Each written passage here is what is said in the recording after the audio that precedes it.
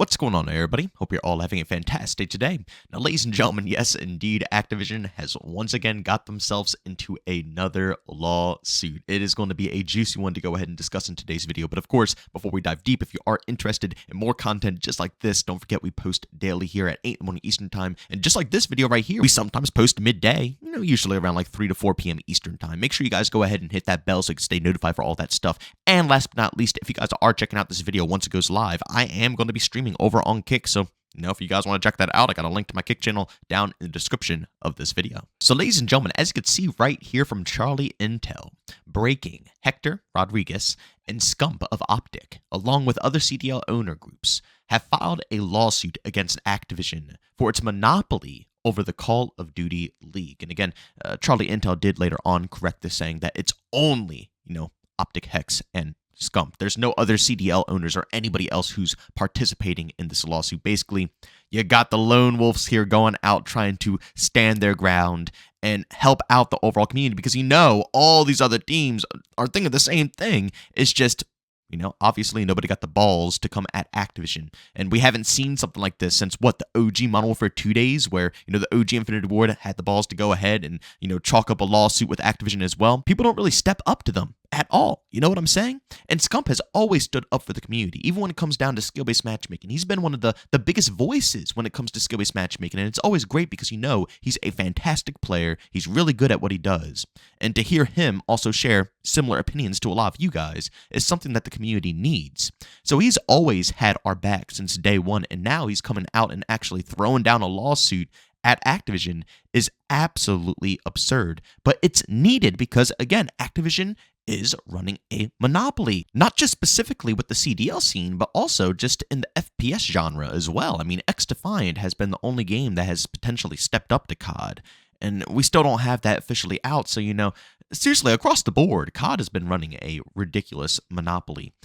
And it's good to see we're taking at least a step in the right direction. There's a lot of other steps we need to take, but again, piece by piece, we will get to them, right? You can't just expect everything to be done all at once, especially when it comes to trying to deal with a massive company like Activision. And even though Bobby is gone, I've been saying this for ages now, dang well that he put up many, many, many people to take his spot to make sure things are still ran the exact same. Even if Microsoft is coming in, they're going to have to clean shop of the tops. They're just simply going to have to do that. They clean shop of everybody else, all the regular developers, which is sad, but they need to get the top dogs. That's where the real changes have to occur. But again, it's a process, one step at a time.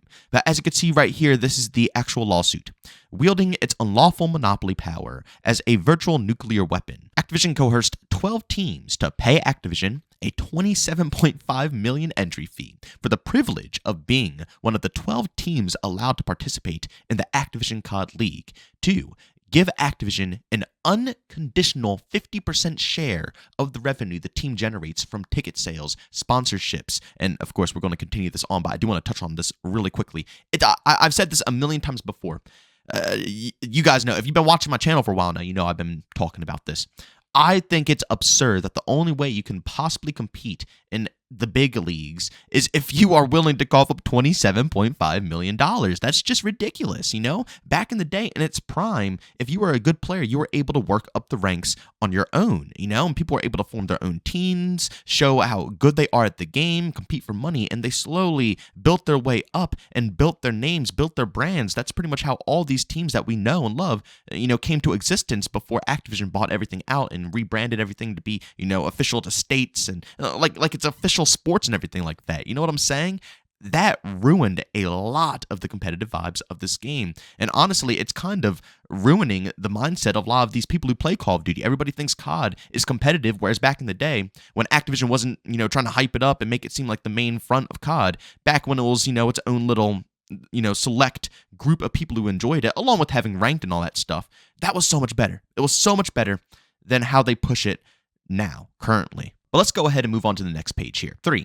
Cede to Activision the exclusive right to contract with the most lucrative professional Call of Duty sponsors, such as energy drink companies, Monster Beverages and Mountain Dew, and military-related companies, USAA Insurance, all that good stuff.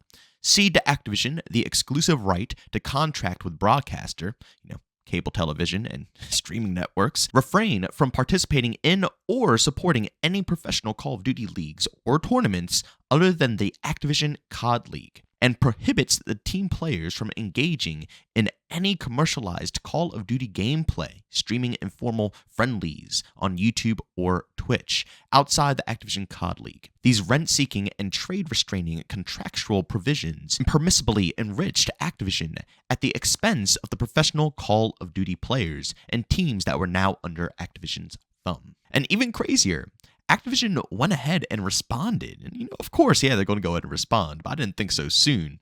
But yeah, this is a real lawsuit. This is 1010% going down. But they said Mr. Rodriguez and Mr.